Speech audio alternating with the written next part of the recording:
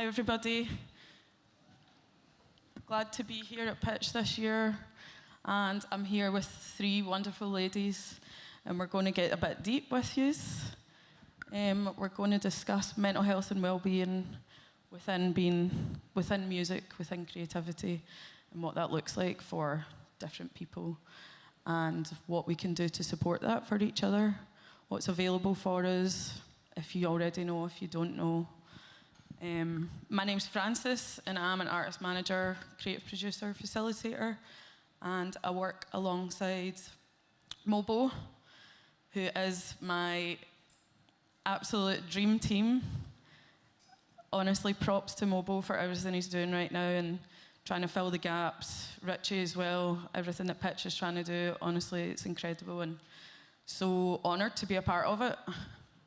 I'm going to hand over to the ladies, and it'd be good if you could let us know a bit about yourselves, what you do, and then we'll take it from there. Hi everyone, my name's Kezia, and I work for the charity Help Musicians, which you may have heard of, but specifically for the Music Minds Matter service, which is actually it's a range of services for people who work in the music industry to support them with their mental health and well-being. Hi, I'm Call Me Unique as the artist and CMU Events as an event manager, based in Birmingham, UK, and based in Hungary, in Budapest. Been running events for over 8 years and been singing for as little as I was one of those kids. There's definitely like VCRs me with singing. And I guess I'm here as not only an advocate for mental health, but also working alongside various charities, both locally and internationally, raising awareness of mental health in music. So my recent tour was actually in conjunction with a mental health charity, actually raising awareness of mental health as part of my actual tour across the UK. Yeah, I'm Donna. I work for the Scottish Recovery Consortium, which is a national charity that supports, represents and connects recovery across Scotland. I put on alcohol-free events. I'm also a person in long-term recovery. Amazing. Honestly, honoured to share the stage with these ladies. I was just saying to the ladies before that I was actually quite nervous, and I thought it's actually quite important for me to express that, because that is mental health in itself. Like, outwardly facing, you seem like whatever to everyone in a different way, or quite bubbly is what I normally get, but actually like get such social anxiety about like specific things like this. So I think a huge thing that's helped me within my journey and my career is finding ways to express that, and it's where my passion for change has come from. Like, I'm really passionate about needs-based creativity and finding what your needs are as a creative and an artist, and how that facilitates your creativity. I think that everyone's using their creativity as an outlet, essentially, and that looks different for each one of us, but we live in a world that it is changing, but seems to be a one-box-fits-all often, and I really believe strongly that that's just not how the world should be, and that we should all be able to learn how we need to learn and be able to make a career out of your creativity and your outlet and supporting your mental health. I think it would be good if we could discuss what it looks like for you, or has within your career, and the things you guys have done to support yourself, and what other creatives can do to support themselves. I'm definitely going to chime in with this one. I think I created a safe space within. I wasn't the artist that had the big opening for like big artists where the family were in the room, and I realised that I had to create my own community of family. I realised that indirectly that meant I was mother. I think instinctively, I just collected people that were like, "Hey, you don't have family too? Let's go. Come. Let's all be one unit." And I realised that the positive of that was actually allowing myself to feel like I had a community. The negative was actually seeing myself as a pinnacle that meant that if the foundation was wrong, then either I hadn't checked myself and said, hey, am I okay enough to be able to facilitate, enough to be able to support, enough to be able to nurture and actually speak to people and be as exposed to triggering just in case I'm not actually healed from some of the wounds that I'm about to hear, or some of the things that I'm about to experience, or some of the ways in which someone's asking for support that I might not emotionally, physically, or financially be able to facilitate. So I think the biggest thing for me, especially over the past couple of years, was actually walking into a space and accepting what version I can be for that day. I think instead of actually saying, here's who I am as a whole, here's who I am as a unit, here's who I am for this collective, here's who I am for today, and just saying, what do I see myself as today? And even if I don't succeed in that being the person by the end of the day, just allowing myself to acknowledge, like, if I tried, if I was honest, what can I actually attempt to do that either tomorrow I'm that person, if tomorrow I'm mummy, if the next day I'm sister, if the next day I'm cousin, if the next day I'm booking agent or artist, or if the next day that I'm just your friend, what have I done to actually make sure that I am both a support for myself but also for others?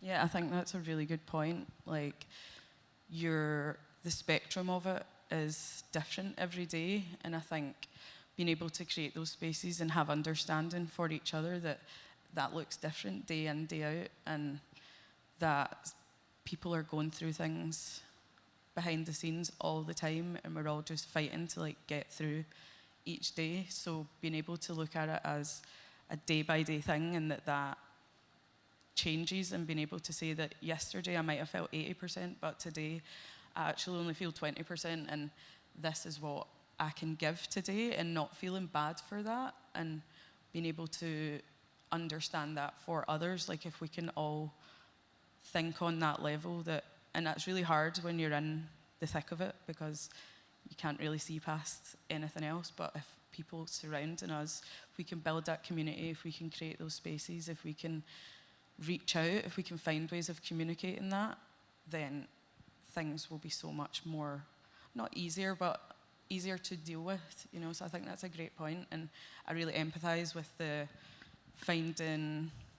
seeking out what you didn't have when you were younger within the communities you find when you're growing up, and that was something I definitely did. And I think looking at yourself from a holistic point of view is so important, because everything you've been through in your past makes you who you are today, and being able to look at those things having an impact on you, why you're creative, everything you do, like, it will really set stead for a good foundation for how you move forward with your creativity.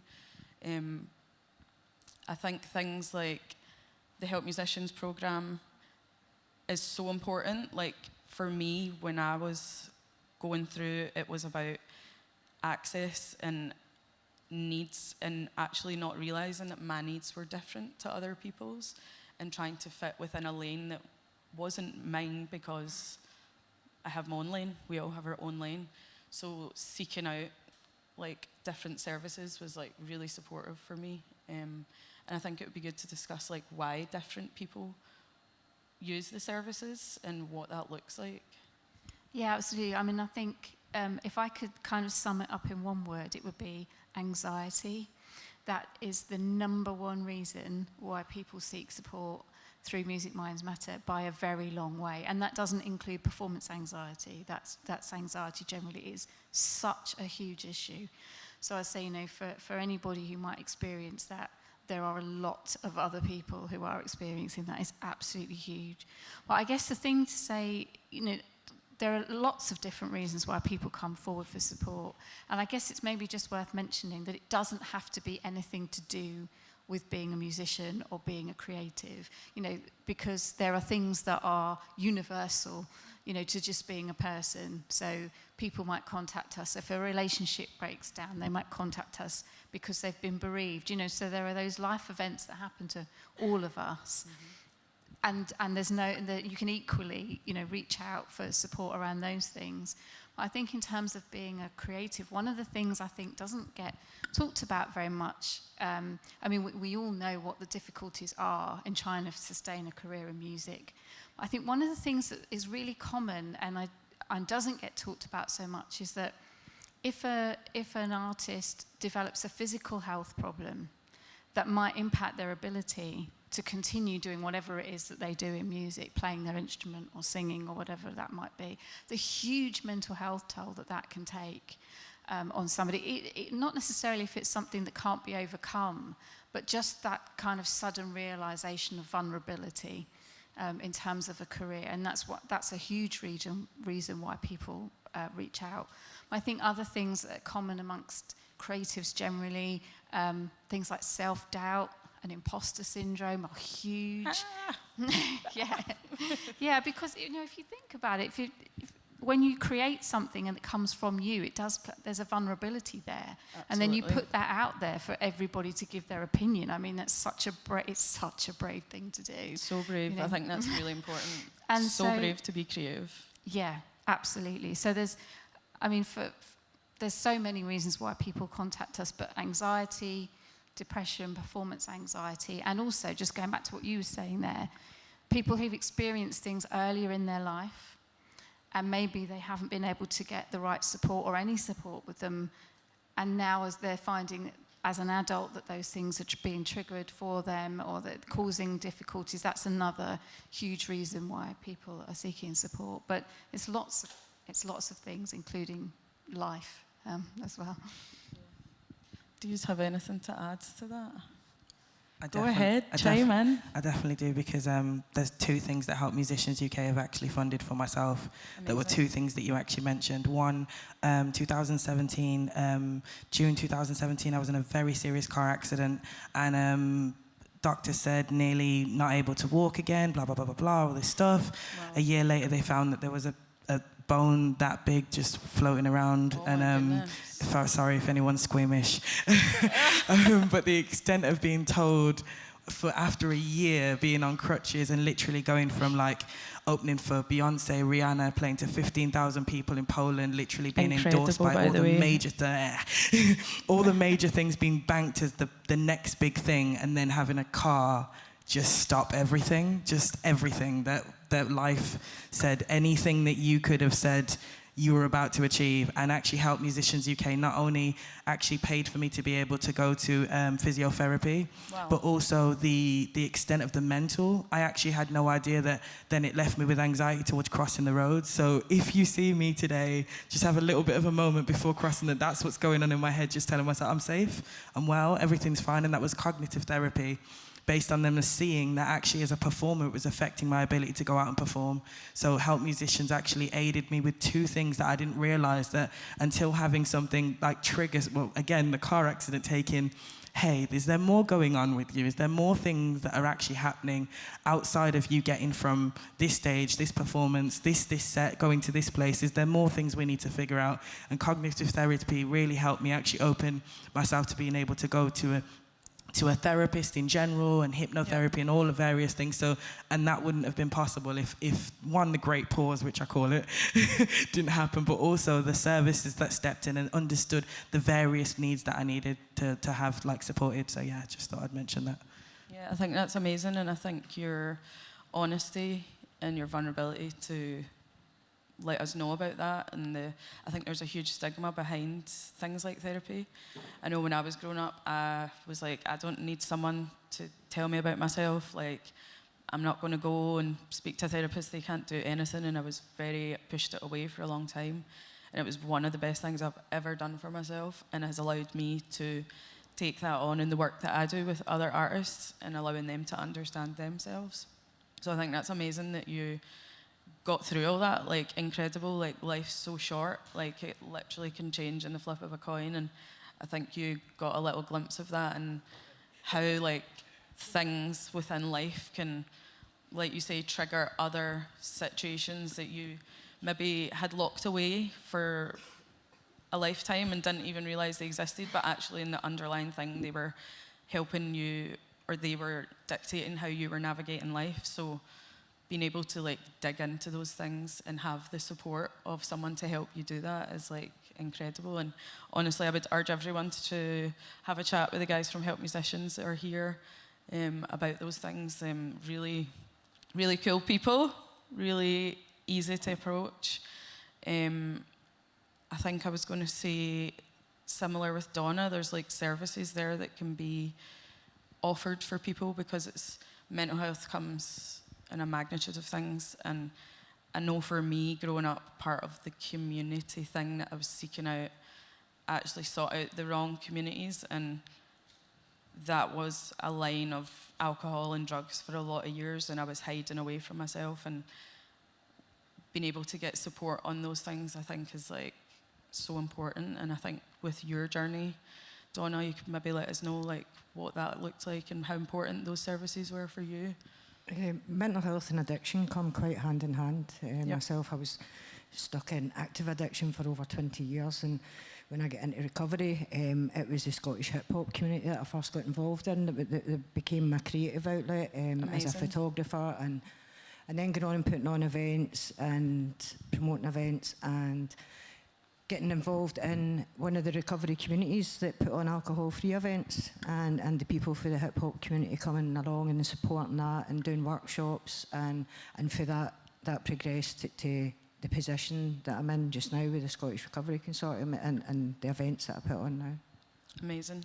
I was going to add to that, Scotland and alcohol go hand in hand, and I think it's really important to see the dangers in that for ourselves as individuals, like, and how easy it can be to normalise it for yourself, because we come from a country where it has been normalised over the years. So just to be aware of that for yourselves, and like, I love a drink, I love to have a good time, but it's like knowing within yourself, like, why are you doing that? Is it for a good time or is it for something else? And being able to look at that. And it's the same as what we're saying, it's like your own needs, like what are your own needs as a creative, and try and surround yourself by people who allow you to find those needs, because your needs are different from the person sitting beside you, and the sooner you find that out for yourself, the sooner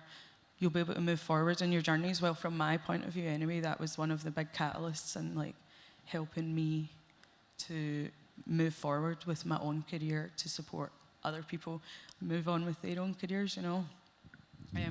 I wonder if there's any experiences you can tell us about that were like a light bulb moment for you, in terms of being like, there isn't something there for what my need is, or I need something, you know, like I need support.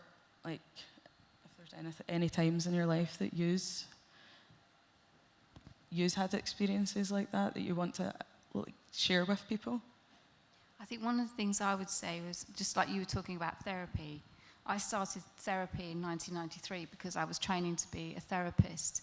And I thought, oh yeah, I'm just training to be a therapist. So obviously, yeah, part of that, if you want to become a therapist, having your own therapy is part and parcel of it, as you might well expect. And then sort of thinking, well, I don't need, I mean, I'm fine. Obviously, I don't actually need any of this. And then going on, oh gosh, actually, there's a load of stuff going on here. But I think, going back to what you said about therapy, I think a lot of people would think, oh, it's not for me, or be a bit wary of it, or a bit scared of it. And, the way I think of it, as I say, I trained as a therapist, is it's just, all it is really is just borrowing somebody else's brain. It's just somebody else reflecting something back and go, oh, hey, maybe, have you thought about this? Or what about that?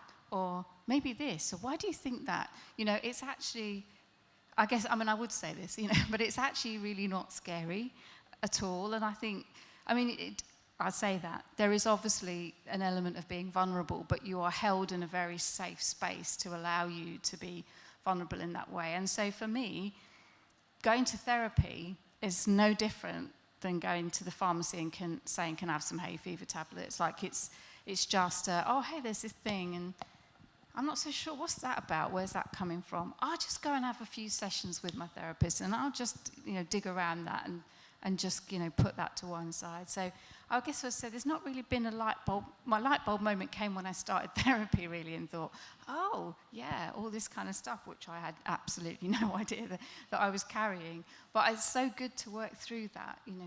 As Alanis Morissette once said, the only way out is through. And that's what I kind of think, sometimes you have to go through a process in order to kind of come out the other side. Yeah, I think that's so important, the process and finding your own processes, On you go. I think two things. I think I realised how traditionally male-dominated the scene is, and realizing how many women also had very similar experiences of the gatekeeping and some of the kiss the ring type of experiences that some of us had, especially when we were younger in music. I noticed how much, if I didn't speak about certain experiences, that might have had an artist work with a creative that wouldn't be a safe space, or being around certain people and realizing that there was an almost negative stigma of, we're going to go to this place and we just traditionally do this thing. So I think one of the biggest light bulb moments for me was actually speaking about some of my experiences in spaces that I wasn't sure if it was actually safe. As weird as that sounds, like, because usually it's you know, creating a safe space, then being able to be vulnerable, and then actually knowing that, you know, it's going to be engaged with in a positive way, and then realizing that sometimes by not speaking about certain experiences, and I think I want to make sure to take the genre out of the gender out of this. I think if I didn't speak about certain things, certain men wouldn't have spoken about the gatekeeping as well. Certain men wouldn't have spoken about certain women that were in the industry that were also doing the kiss the ring experience, and there's certain ways in which sexual or emotional blackmail and just certain individuals that saw very vulnerable people. So I think that if not just in my music, but also into my interactions and explaining, like, hey, can we speak about this person being good and giving positive, you know, recommendations, but also being open and honest about some of the things, just in case it might be the one thing that might make someone else's experiences just, yeah, avoiding that one thing that someone shouldn't actually experience just because we didn't think that it was, well, maybe we thought it was just us. Yeah, I think that's so powerful. Like, the knock-on effect, you being vulnerable about your needs and who you are, how that helps everybody else to think, oh, it's not just me, or wow, I've had a situation like that before, or wow, I've not had a situation like that before, and I really need to pay attention to that space and help and hold that space for people who are going through things that they probably wouldn't have had a clue had you not put yourself in that vulnerability. And I think there's a lot of power in vulnerability, and it's the perspective of it, and understanding that it's not just you, and that you can get help, and there are people who will listen to you, and like, all of your feelings are so valid, and everybody's are different, but you're so important, and just reach out to anybody, you know. I think it would be really helpful. So powerful. My problems were before I got in any kind of creative industry, so I had lots of light bulb moments that told me that my drinking or alcohol and drug use had got out of hand. Yep. And getting into recovery and realising a lot of people in recovery are in active addiction are actually quite talented creatively. The art that's in the prisons, the guys in the prisons that are great artists, and like Racher was talking about, some of the poetry and things that people, because it can be cathartic to like, I do a 12-step recovery programme where you write about everything. You write about everything and you explore it and you look at it, and it's a self-help based programme. And just to be able to put on workshops for people to, like, recently the Glasgow Barns did it with Phoenix Futures, and they came and performed at an event that we put on, and just watching people grow, and I've now seen the same people at other events and wanting to perform now, whereas we had to kind of like usher people in, stand with them and like really like support them to get on the stage the first time, and now they're starting to enjoy it, and that helps them recover, and it helps them in their journey of recovery and stuff, and that's what Scottish hip hop community kind of did for me, coming about, and not knowing myself, because I had been in active addiction for so long, and not knowing myself, but having a connection with the music, and then going on and working with Sonny Govan and doing the radio show and stuff, because I'd been in and out of Sonny Govan for years. That's where I was introduced to Scottish hip hop, and just feeling that if I had been introduced to recovery a bit earlier, maybe I got it a bit earlier, but I got it when I was Absolutely. Like, I think just that point you've made about not being creative, like the creative outlet was actually something that helped you recover, and how important like a community like the Scottish hip hop scene was for you, and finding your community to then understand your needs, you know, like you didn't know who you were, like that's what helped you find who you are, you know. I think I'm still trying to find who I am. I think that's a never-ending journey, isn't it? Is there anything that helped you find who you are?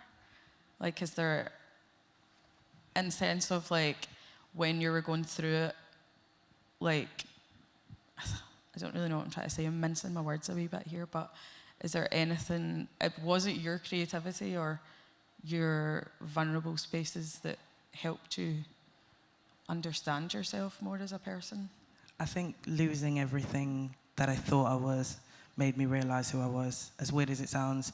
Again, I can come here and basically do the CV version. I can come here and do the big bravado of who I am to the industry. But also, I realized that as soon as I did that, I started blocking certain connections I would have, long-term friendships.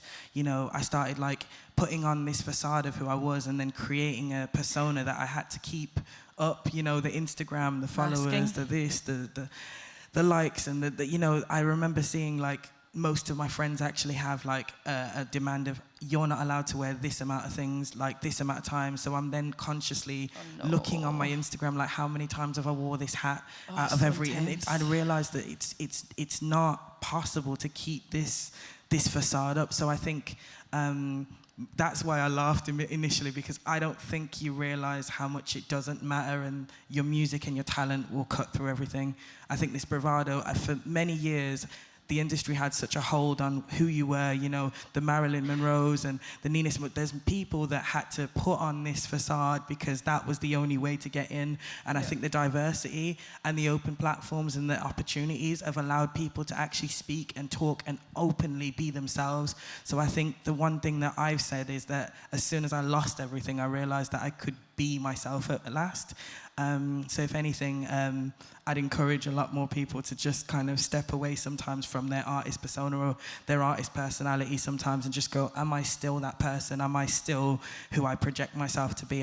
Is my music actually the front, or am I actually part of like that whole creative process, both on stage or both in the booth and out of the booth?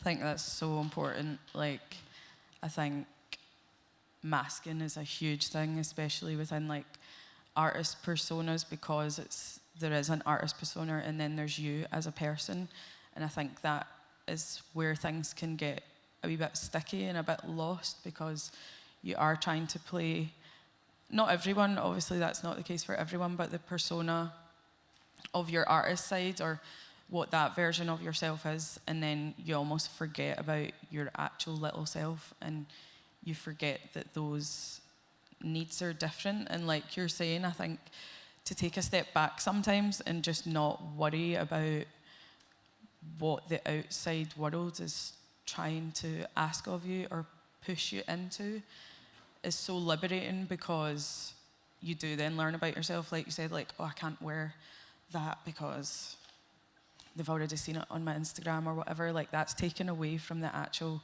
precious time that you have to put into your little self, do you know what I mean, and what you need, and give yourself a hug and like hold yourself and like live within your power. Like, that's something that's been a big thing for me, is like I was scared to live within my own power, because when I was younger I was told that was too much, so I then masked and became this lesser version of myself to suit the people around me. And it's very hard to stop doing, but the sooner I started doing that, the more power I started to feel within myself. And I was like, wow, like I've known for a long time that I'm here to help people. Like, that is my purpose in life, whether it be creative or personal. And I really stopped myself from allowing to be able to do that, because I had dampened myself down. So I think it's just like, if you feel like you're trying to squeeze into something for someone else, just take a step back and remember like that you is like okay, and someone is going to see that somewhere, and if they don't like it, then that's their loss, and you'll find your people elsewhere, you know. I forgot what I was going to say. Please bear with me, guys. I've been so nervous today. This is actually me putting myself out my comfort zone doing something like this, but I think that's important, as well, because I'm someone who's trying to support artists to do things and put themselves out their comfort zone. So here I am, guys. I wanted to talk a little bit about boundaries and like expectations and the importance of those things within mental health, because I feel like they go hand in hand. I don't know about yous, but I was a yes person and I didn't know how to say no and I didn't know how to set boundaries, and all of my issues came from that. Like, it affected my physical health, my mental health, and when I started learning how to find my own boundaries and set them, like, it changed a lot for me. So I don't know if you have any experiences of boundary setting and not boundary setting. And we'd call it people pleasing. People pleasing, yeah, just absolutely. Totally people pleasing, total. abandoning yourself, and then feeling crap after it because you've done that. And it's just like you say, get a relationship with yourself, knowing yourself. I think it must be dead hard for artists when you feel like you need to put all this online content all the time, and it's continuous and it's 24/7, and you feel like you need to step up to the demands. But I think for artists it would be being all right with not doing it, and if you're not in that place to do it, and no portraying that you're all right all the time, because it's like it's such a fake world, online world, and if you're just living up to that all the time, you're never going to be happy, because you're going to be portraying that you are, and that's going to make you feel more rubbish at the end of the day. Yeah, I totally agree with that. Like, social media is such a great tool. It's incredible, especially being an artist, being a creative. It's amazing to get your stuff out there, but it's very easy to get lost behind the, like, you're only getting a snippet of a version of someone's life and what they're choosing to share with you. So, like you say, get in that relationship with yourself and just like it's fine, just be you. And I think that's the hardest thing to do in like such a polarizing world. It's like, just be yourself, you know. Have you ladies got anything to add to the boundary setting? I think one of the things that we hear a lot is artists sort of feeling that they often, usually for financial reasons, have to accept every piece of work that comes their way because they have to, because they have to work, because you need the money, but then, that creates its own problems then if you feel like I can never have any time. And this is stuff that we hear kind of all the time. I can't take any time off. It's just a relentless kind of thing, one thing after the other, after the other. And it's really hard to say no. And one of the things that's been, which is really good, which is being talked about a lot more at the moment, is the whole burnout thing. I think a lot of people know about stress, but there is that period, there is that kind of point where it can tip over into burnout, and then if you do get to that point, the recovery from it can sometimes take a long time. So I think I do appreciate, because I ended up with burnout, I do appreciate the thing where you feel that you cannot stop, you can't say no, you have to keep going, and the more, in my case, like the harder it got, thought I'll just have to push myself more, but then if you end up in a situation where actually you're so unwell at that point that you can't work whatever it is that you do. So I guess I'm not here to tell anybody what to do or anything, but I just think it's worth just thinking about, well, actually, if that the boundary of think what do I need to do in order to keep myself well, and somewhere there is a balance between doing what you need to do, but I think we often do that at the expense of our own health sometimes. Totally. And that might be linked with self-worth or whatever, but I think it is worth just, if you can, just stopping and thinking about, hang on a minute, like what's going on here, because when you feel like you don't have any choices, I've got to do this, I have to do this, I have to keep going. And sometimes just thinking about, well, then equally maybe it might feel like there's no choice, but then in some ways there is a choice, even if it doesn't feel like a very good one. Because I think sometimes, if you do end up in that situation of burnout, then that can be a difficult place to get back from. So I think, it's something that we hear all the time about that relentless, and with social media, as you were saying, kind of the pressure that can be put on some artists to keep posting on social media because, you know, you need to have a certain number of likes or you need to have a certain number of followers, and looking at other people and thinking, well, they've got more followers than I have, or they've got, how come that post got more likes and mine didn't? You know, it's so difficult. Constantly intense. Yeah. And what we're hearing as well is that people being pressured a bit to put stuff about their personal lives online because they get more likes that way, and I think, you know, that's another kind of boundary. So it's counteractive almost, isn't it? So being I guess it's just in a way. Stopping and thinking about, like you kind of said, is actually, is this where I want to be? Is this actually good for my health? And just, even though it doesn't feel like there's much choice in it, but to think about, well, what are my choices, even if they don't necessarily feel like the best ones. But it's so important not to do things at the expense of your own physical and mental health, I guess. So important. Empathise with that a lot. Went into burnout. Had to stop working for a bit. My whole physical health was impacted, and it was a blessing in disguise because it was a thing that catapulted me to realise. I always knew my needs were different. Like, I have invisible conditions, and that was something that I always battled with because it was like an in the head battle. But the keeping going thing, I feel like that was a coping mechanism, because it was like, oh, but if you just keep going, like, this is like, people think that is like I'm successful or I come across as successful, when actually it was to the detriment of my health. So don't advise burnout, guys. But it is very easy to do, and I think what Kezia just said is so important, just to like take a little think, like, is this thing that I'm doing as an artist or a creative or just a human, is it going to be at the expense of my physical or mental health? And if it is, or you think it could be, like, maybe just have a discussion with your team or a friend or your manager, or if you don't have that, like, people like me, I'm always here to like reach out for artists, and if you just want to like talk something through, if that's going to be the thing that changes you or stopping you from burning out or like being at a detriment to yourself, then absolutely I think you should do it. I guess the only other thing I would add is just to remind people or let people know that, you know, Music Minds Matter is a service that's out there to support people in the music industry. There is a 24-hour helpline, and there are other services as well. Incredible. I guess, you know, if you're kind of feeling like when you phone the helpline, 9 times out of 10 you'll get connected to a counsellor immediately.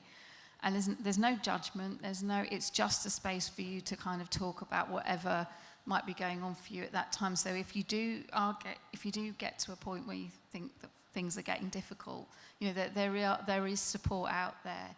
And if I know that helplines aren't for everyone, but Music Minds Matter has other services.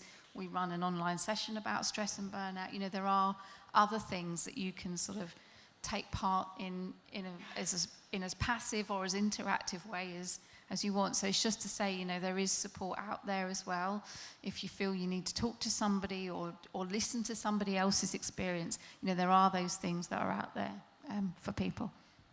Yeah, I think that's the thing, is like being aware of what is out there, and it's so important that we're having this conversation today, because I didn't used to think there was anything out there, when actually there's so much. But when you're in the thick of it, you're like that's just where you are. You're in the darkness. So like having services like what you guys offer, I think, is so important. Have you got anything to add there, Donna? I can see you with the mic. Like, just before I get into recovery, I'd never heard of 12-step fellowships and stuff like that. And then obviously that's an abstinence-based thing where you don't take any substances. So. But that's not for everybody, but there's other forms of smart recovery. If you think your alcohol or drug use has got out of hand, there's smart recovery. There's all sorts of different stuff out there. What's smart recovery, if you don't mind me asking? Self-management recovery.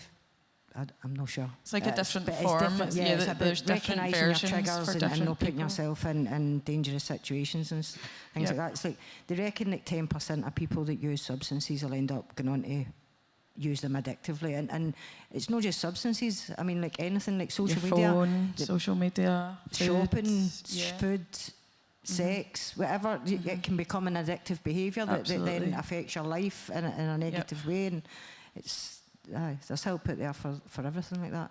Yeah, it's amazing. Have you got any boundary setting things you'd like to chat about? You obviously don't have to, but I think it's like an important thing for people to be able to be like, okay, I think I can do that. It's not that hard. As someone who was funded, I needed to stop having artists call me at 2:00 in the morning to ask me about their funding application. The funding. As someone who's toured, I needed people to stop asking me to be their support act. As someone who, as a human being, just left the house, I needed someone to not ask me if I could go to this. Sometimes the little things in life was just me saying, this is personally too much for me today. And it goes back to the first thing I said, just taking everything step by step. But I think the one boundary that I don't think is spoken enough about as artists is sometimes the risk assessment of whether our performance is actually safe for us.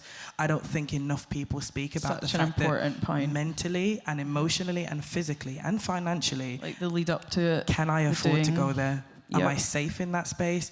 You know, I was raised in Handsworth, in Birmingham. That is a very stereotypically gang-related area that basically, for me, as a woman, especially knowing that I was carrying a guitar at 3:00 in the morning, and to walk around and half the time actually have to tell myself, am I going to be okay to go to this show knowing that I can't afford to then get the last train, the last bus, and then actually after that, am I then going to be in an area where I'm safe?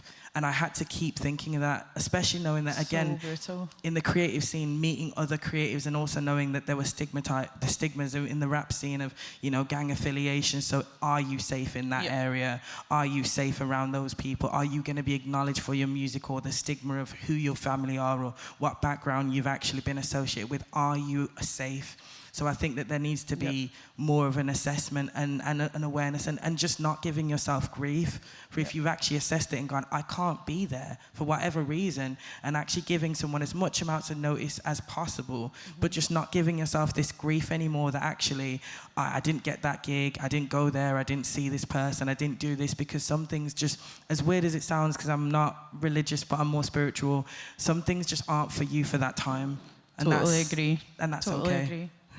Yeah, like everything that you're meant to do, you'll do if you focus on yourself and the big goal, like you will get there.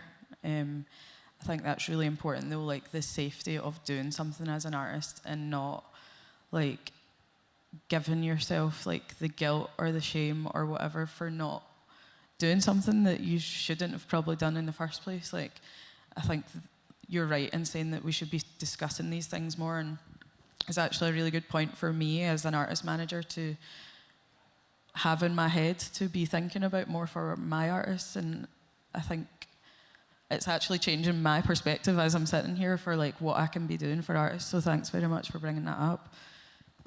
Just one thing I also raise for anyone that doesn't realise that they're not feeling safe. One of the things that I actually do on a regular basis is just send a message to one person just before I've left out and just before I've got to the gig, because there's just a log, there's just an awareness that I've gone to this place, I've gone to that, like just so that at least someone knows I made it safe, I got to that place. Breaks my heart, but phones die, so we all have to think about the fact that sometimes we might not be okay in a certain place. So just the little things to just tell yourself, you know what? Keep in the loop. Yeah. And I think you're doing yourself more of a service if you don't put yourself in that situation, if you know it's not worth it. Do you know what I mean? But like you say, just that wee message can be really beneficial. Like your outward party aren't worrying about you, you're not worrying about, like, it's like a surrounding anxiety, you know?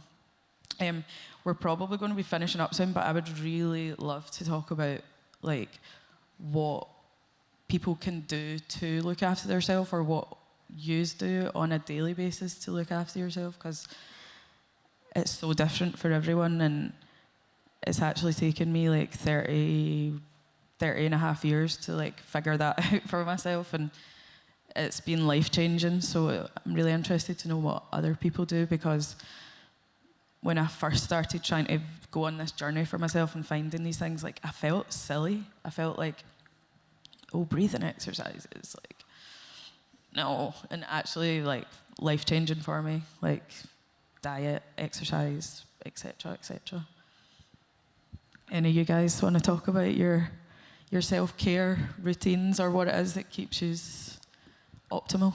My routine changes based on my mood. Yeah. So yeah. 2 months ago I would have told you exercise, and then now I'm like cake. So and that's okay. like, for me, I think it's, again, just daily assessments, and if anything, just being a little bit more honest. Whenever someone will talk to me, I mean, we'll get off stage and someone will ask how you are, and I'll just say, what can you handle? Yep. Like, I think that's the best version for me and that person, to be able to actually have a real honest conversation. If you want the stereotypical, let's have an industry conversation, cool, here it is. If you want something emotional, let's do it. If you want something silly, let's do it. But just allowing myself to also assess, like, what I'm giving, not just what I'm just taking. So, yeah, that's my version. I like that. That's honestly so good. Donna? My recovery is like physical, mental and spiritual. I need to take care of the three things, and I fall short on that quite regularly. Cake sounds much better than exercise.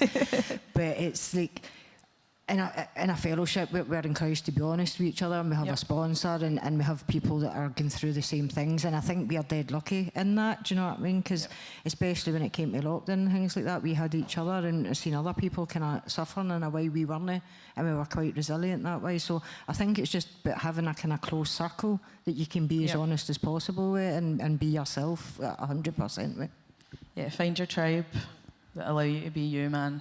Be the best thing you've ever done for yourself, honestly. I think for me, just circling back to what I was saying before about, for me, it would always be if there's something that I think isn't sitting comfortably with me, or I don't quite understand, or it's bothering me, then I will reach out for support around that, and then and I'm quite okay with that, just asking for support. So that's one of the things I would do. And the other thing is what you're saying about breathing. Meditation, actually, that's my thing. Yep. And I know, as you say, it's different things for different people. It's whatever, whatever works for you. But that's my thing. I don't always manage to do it every day, but at least several times a week anyway. And it does really help me. So. Yeah, I think that's important. Like, it's fine if you can't keep it up. Like, I used to beat myself up for being like, oh, you were on such a good track, and then, like, you've not done it, and then it would be like a cycle of like shame and guilt, and I'm like, what are you doing? So, like, just finding things, and if you can implement them at points, even if it's only when you're starting to feel a bit unlike yourself, like, helping find those tools that you can use will be really helpful. And I wanted to add on, like, what Donna said as well. Like, for me, like, spirituality is a huge thing for me, and trying to keep that up, and it's not for everyone, but I think something that can work for everyone, whether you're religious, spiritual, atheist, not, is, it's a quote I actually heard off Michael J. Fox, so, but like, with gratitude, optimism is sustainable, and like, if you can find one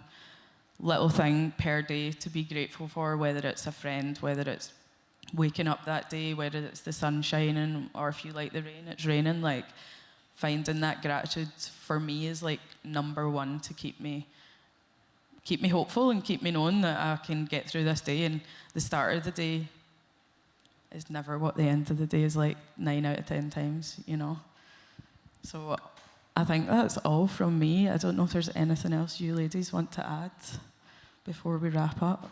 Just if anybody has anybody that they think's got a problem, or they have my inbox and my phone number and all that's on my card if anybody wants it. I love that, Donna. Honestly, the work that you do is so powerful. And a couple of artists, obviously, I wouldn't say, but a few folk have reached out, and it just kind of reinforces that me making my recovery visible, and being that kind of thing, and people coming along and experience a night sober and cleans, like, just it's really fun, by the way. I feel that's my purpose now, and I'm blessed for that. Yeah, honestly, thank you so much. I think it's incredible, and like Donna said, if you do know anyone or you are worrying about someone, like, she's always there. Same as Help Musicians, like, incredible services, and particularly talk to your peers, talk to your other artists. Like, everybody's going through it, but we can all get there. So thank you, ladies, and apologies for being a bit like flustered and anxious myself, but thank you for having me. Thank you to Kezia, Donna, and call me unique. I'll always go to say be unique, call me unique. Incredible ladies, and thank you to Pitch for opening up this space to be vulnerable and talk about mental health, because it's really, really important. And I hope you all have a class day. Come have a chat, here if you need anything. Thank you.